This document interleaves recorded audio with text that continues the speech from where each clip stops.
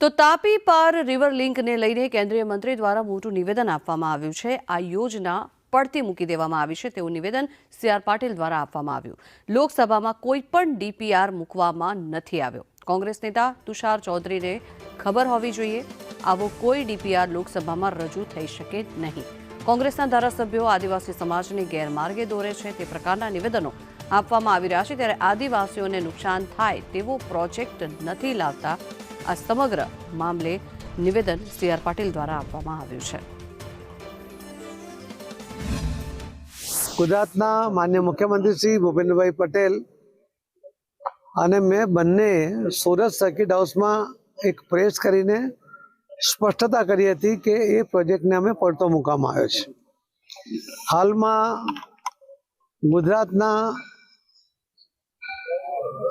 MLA Shri Tusharbhai Chaudhary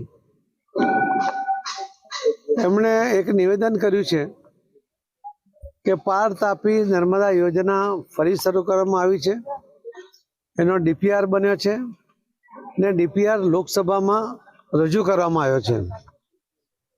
મારે માનનીય તુષારભાઈ ચૌધરીને પૂછવું છે કે આપ તો લોકસભામાં રાજ્ય કક્ષાના મંત્રી પણ રહ્યા છો, લોકસભાના સભ્ય પણ રહ્યા છો, એમને ખબર હોવી જોઈએ કે આવી કોઈ યોજનાનો DPR ક્યારેય લોકસભામાં રજૂ કરવામાં આવતો નથી।